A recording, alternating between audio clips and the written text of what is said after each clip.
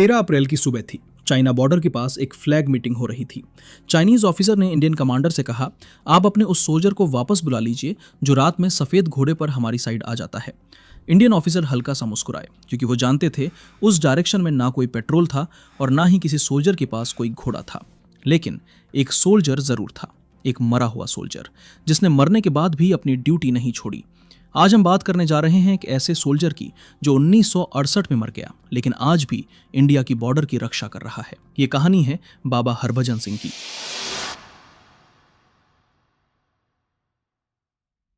इस कहानी की शुरुआत होती है पार्टीशन से पहले के पंजाब से। 1941 में हरभजन सिंह का जन्म पाकिस्तान वाले पंजाब के कपूरथला जिले में हुआ था। लेकिन आज़ादी के बाद जब देश बटा तो उनका परिवार सब कुछ छोड़कर भारत वाले पंजाब में आ बसा। उनका परिवार किसानी करता था। हरभजन दिन भर खेती में अपने पिता का हाथ बटाते और शाम को आसमान की तरफ देखते, जहां से कभी कभी फाइटर जेट्स गुजरते थे। उसी फाइटर जेट्स की गूंज में उन्होंने अपना सपना बुना, एक दिन वर्दी पहनकर सीमा की रक्षा करने का। कड़ी मेहनत के बाद 1965 में वो इंडियन आर्मी में भर्ती हो गए और 23 पंजाब रेजिमेंट का हिस्सा बन गए। उनकी पहली पोस्टिंग हुई सिक्किम की बर्फीली पहाड़ियों में, जहां भारत और चाइना की सरहद सिर्फ कुछ कदम दूर थी।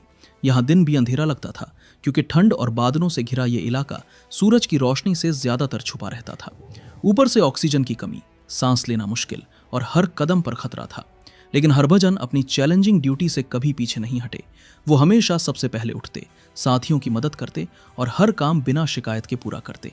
उनकी ईमानदारी और ड्यूटी के प्रति समर्पण देखकर साथियों ने उन्हें प्यार से बाबा कहना शुरू कर दिया, एक ऐसा नाम जो आगे चलकर उनके साथ हमेशा के लिए जुड़ गया। 1968 अक्टूबर का महीना था। नाथुला पास पर लगातार बारिश हो रही थी। रास्ते कीचड़ और बर्फ से ढक चुके थे। तापमान 0 से नीचे चला गया था। इन्हीं हालातों में हरभजन को एक जिम्मेदारी सौंपी गई, खच्चरों पर भोजन और गोला बारूद लादकर ऊपर की पोस्ट तक पहुंचाना था। सुबह उन्होंने अपनी वर्दी पहनी, जूते बांधे, झंडे की तरफ देखा और यात्रा शुरू की। आसमान काला हो रहा था, हवा तेज चल रही थी और बादल नीचे उतर आए थे। फिर भी वो रुके नहीं, क्योंकि सीमा पर कोई काम कल के लिए नहीं छोड़ा जाता है। रास्ता बेहद संकरा था।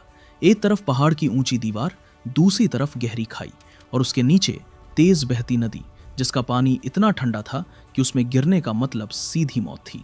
हर कदम के साथ बर्फ चरमराती थी। खच्चर घबराए हुए थे। हरभजन उन्हें शांत करते हुए आगे बढ़ते रहे। तभी अचानक ऊपर से एक पत्थर गिरा। तेज आवाज हुई। खच्चर बुरी तरह घबरा गए और भागने लगे। हरभजन ने उन्हें संभालने की कोशिश की, लेकिन उसी पल उनका पैर फिसल गया और अगले ही क्षण वो चट्टान से फिसलते हुए सीधे नदी की गहराई में गिर गए। कुछ ही सेकंड में सब खामोश हो गया। ऊपर बस बर्फ गिर रही थी और नीचे पानी का शोर धीरे धीरे खत्म हो गया। तेज बहाव में हरभजन का शरीर करीब 2 किलोमीटर तक बहता चला गया। जब शाम तक हरभजन अपनी पोस्ट पर नहीं लौटे तो बाकी सैनिकों को एहसास हुआ कि कुछ गलत हो चुका है। तुरंत एक सर्च टीम भेजी गई, लेकिन पहाड़ों की बर्फ से हर रास्ता ढक चुका था। 1 दिन बीता, 2 दिन बीते, 3 दिन बीत गए, पर ना कोई निशान मिला, ना कोई आवाज। आखिरकार मिसिंग इन एक्शन लिखकर फाइल बंद कर दी गई। कैंप में खामोशी छा गई। जवानों की आंखों में एक ही सवाल था, इतना ईमानदार जवान आखिर गया कहाँ? फिर 5वें दिन कुछ ऐसा हुआ जिसे सुनकर आज भी रोंगटे खड़े हो जाते हैं। रात के अंधेरे में जब कैंप में सब सो रहे थे, हरभजन के करीबी दोस्त को सपने में खुद हरभजन दिखाई दिए। वो बिल्कुल साफ दिख रहे थे, वर्दी पहने हुए, चेहरे पर शांति थी। उन्होंने अपने दोस्त से कहा, मुझे ढूंढना बंद मत करो, मेरा शरीर अभी भी वहीं है, नदी में एक बड़े से पत्थर के नीचे फंसा है। और फिर उन्होंने वो एग्जैक्ट लोकेशन बताई जहां उनका शरीर था। जैसे ही उनके दोस्त की नींद खुली, वो पसीने से तरबतर हो गया। उसे यकीन नहीं हो रहा था, लेकिन सपना इतना साफ था कि उसने बिना देर किए अफसरों को सब कुछ बता दिया। शुरू में किसी ने यकीन नहीं किया, लेकिन जब उसने एक एक डिटेल बताई तो एक सर्च टीम दोबारा भेजी गई और यहीं चमत्कार हुआ। जिस जगह का जिक्र सपने में किया गया था, वहां कुछ घंटों की तलाश के बाद हरभजन का शरीर मिल गया, बिल्कुल उसी पत्थर के नीचे, बिल्कुल उसी गहराई पर। वर्दी अब भी साफ थी, हथियार कमर पर था और चेहरे पर वही शांति, जैसे वो बस सो रहे हों। यह देखकर सभी सैनिक सन्न रह गए। किसी की समझ में नहीं आ रहा था कि यह कैसे संभव हो सकता है। हरभजन का अंतिम संस्कार पूरे सैन्य सम्मान के साथ हुआ। उन्हें तिरंगे में लपेटा गया, सलामी दी गई और उन्हें वहीं नाथुला पास के पास दफनाया गया। सबने सोचा अब यह कहानी यहीं खत्म हो गई, लेकिन असल में यहीं से असली कहानी की शुरुआत हुई, क्योंकि उनकी शहादत के बाद नाथुला पास की पहाड़ियों में कुछ अजीब और डरावनी घटनाएं होने लगीं। रात में बंकरों के बाहर से आती धीमी सी खड़खड़ाहट, बर्फ पर किसी के कदमों के निशान और सर्च लाइट की रोशनी में दिखती एक परछाई। ये सब किसी एक जवान ने नहीं बल्कि पूरे कैंप ने महसूस किया था।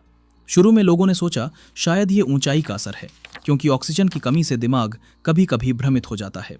लेकिन ये भ्रम नहीं था, ये हकीकत थी। एक रात एक जवान ड्यूटी पर तैनात था। घड़ी में रात के ठीक 2 बज रहे थे। ठंड इतनी थी कि हड्डियां जम रही थीं। वो जवान थक कर थोड़ा बैठ गया और उसकी आंखें झपकने लगीं। तभी अचानक किसी ने उसके कंधे पर हाथ रखा और उसे जोर से झकझोरते हुए कहा, उठो, तुम ड्यूटी पर हो। वो जवान घबरा कर उठा, चारों तरफ देखा, पर वहां कोई नहीं था। बस बर्फ पर ताजे जूतों के निशान थे जो उसकी तरफ आए थे और फिर अचानक गायब हो गए। इसी तरह की घटनाएं बार बार होने लगीं। किसी को रात में अपने कमरे के दरवाजे पर दस्तक सुनाई देती, लेकिन बाहर कोई नहीं होता। किसी को लगता कि कोई उसके पीछे चल रहा है, लेकिन मुड़कर देखने पर सिर्फ हवा होती। फरवरी की एक रात जब पूरा इलाका भयानक बर्फीले तूफान में दबा हुआ था, तब पास की चौकी से एक अजीब रिपोर्ट आई। 2 सिपाहियों ने बताया कि उन्होंने घाटी के उस पार एक पहाड़ी पर एक चमकती हुई आकृति देखी। वो आकृति इंसान जैसी थी, सर पर हेलमेट, पीठ पर राइफल और हाथ में फ्लैशलाइट जैसी कोई चीज। जब उन्होंने सर्च लाइट डाली तो वो आकृति पल भर में गायब हो गई।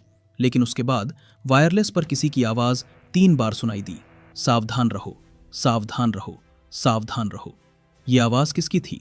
किसी के पास इसका जवाब नहीं था। कुछ हफ्तों बाद बर्फ पिघलने लगी। जवानों ने नीचे के इलाकों में पेट्रोलिंग शुरू की। इसी दौरान एक जगह उन्हें एक पुराना जंग लगा हुआ हेलमेट मिला, मिट्टी से भरा हुआ। सैनिकों ने मजाक में कहा, ये तो बाबा हरभजन का है। जब इस हेलमेट को एक छोटी सी जगह पर रखा गया तो आसपास के मौसम में अचानक बदलाव आ गया। बादलों के बीच से तेज धूप निकल आई, हवा एकदम थम गई और तापमान थोड़ा बढ़ गया। ये महज संयोग नहीं हो सकता था। एक और चौंकाने वाली घटना है जो आर्मी के बीच काफी मशहूर है। कहते हैं कि एक बार चीनी सीमा पर तैनात सोल्जर्स ने रिपोर्ट दी कि रात में उनके इलाके के पास एक भारतीय सिपाही दिखा जो सफेद घोड़े पर सवार था। उन्होंने कहा कि वो कुछ देर तक हमें देखता रहा और फिर धुंध में गायब हो गया। अगले दिन दोनों देशों की फ्लैग मीटिंग हुई। चाइनीज अधिकारियों ने इंडियन कमांडर से पूछा, आपके घोड़े वाले सिपाही को कह दीजिए कि वो हमारी सीमा में ना आए। इंडियन ऑफिसर बस चुप रहे, क्योंकि वो जानते थे कि उस दिशा में कोई भी पेट्रोल थी ही नहीं और ना ही किसी सोल्जर के पास कोई घोड़ा था। माना जाता है कि जब भी सीमा पर कोई बड़ा संकट आने वाला होता है तो 3 दिन पहले ही वहां के सैनिकों को कुछ संकेत मिलने लगते हैं। मौसम अचानक बदल जाता है या किसी को अपने पीछे किसी की उपस्थिति का एहसास होता है। इस घटना के बाद जवानों ने फैसला किया कि उसी जगह पर बाबा हरभजन के लिए एक छोटी सी जगह बनाई जाए। उन्होंने वो जगह साफ की, हेलमेट को सम्मान के साथ रखा और हर शाम वहां दीपक जलाया जाने लगा। धीरे धीरे ये दीपक कैंप की परंपरा बन गया और वो जगह बाबा हरभजन मंदिर के नाम से मशहूर हो गई। समय के साथ साथ बाबा हरभजन के प्रति ये विश्वास और भी गहरा होता गया। इंडियन आर्मी ने इस रहस्यमय उपस्थिति को खारिज करने के बजाय उसे पूरा सम्मान दिया और यहीं से शुरू हुई वो परंपरा जो आज भी जारी है। हरभजन सिंह का नाम सेना की रिकॉर्ड बुक में हमेशा दर्ज रहा। उन्हें मरणोपरांत ऑनररी कैप्टन की रैंक दी गई, यानी उनकी मौत के बाद भी उन्हें प्रमोशन मिला। उनका कमरा आज भी ऐसे संभाला जाता है जैसे वो किसी भी दिन छुट्टी से लौटने वाले हों। हर सुबह उनके लिए वर्दी प्रेस की जाती है, बूट चमकाए जाते हैं, बिस्तर ठीक से सजाया जाता है और उनके लिए पानी रखा जाता है। लेकिन अजीब बात यह है, जब भी सुबह पहरा बदला जाता है उनके बिस्तर पर हल्की सी सिलवटें होती हैं, बूटों पर मिट्टी लगी होती है और पानी की बोतल खाली मिलती है, जैसे रात में कोई आया हो, ड्यूटी पर गया हो और लौटकर सो गया हो। हर साल सितंबर के महीने में बाबा हरभजन सिंह को 2 महीने की एनुअल लीव दी जाती थी। उनका सामान, तस्वीर, वर्दी और मेडल्स एक ट्रेन के फर्स्ट क्लास डिब्बे में भेजे जाते। न्यू जलपाईगुड़ी से कपूरथला तक पूरी जर्नी में उनके लिए एक सीट रिजर्व रहती और उस सीट पर कोई नहीं बैठता था। 2 महीने बाद यही सामान वापस भेजा जाता और सेना के रिकॉर्ड में लिखा जाता, बाबा हरभजन सिंह ने अपनी एनुअल लीव पूरी की और ड्यूटी पर वापस लौट गए। उनके नाम की सैलरी भी हर महीने दी जाती थी जो उनके परिवार तक पहुंचाई जाती थी। ये सिर्फ एक परंपरा नहीं थी, ये इंडियन आर्मी का अपने शहीद के प्रति सम्मान था। लेकिन 2017 में कुछ ऐसा हुआ जिसने इस पूरी परंपरा को हिलाकर रख दिया। कुछ लोगों ने इसे अंधविश्वास कहकर इसका विरोध किया। अदालत में याचिका दाखिल हुई। तर्क दिया गया कि सेना को धार्मिक आस्था से अलग रखा जाना चाहिए और यह भी कहा गया कि एक मृत व्यक्ति को सैलरी देना और छुट्टी पर भेजना तर्कसंगत नहीं है। कोर्ट में सुनवाई हुई और फिर फैसला आया, बाबा हरभजन सिंह को छुट्टी पर भेजने की परंपरा रोक दी जाए। मंदिर को भी कुछ समय के लिए बंद कर दिया गया।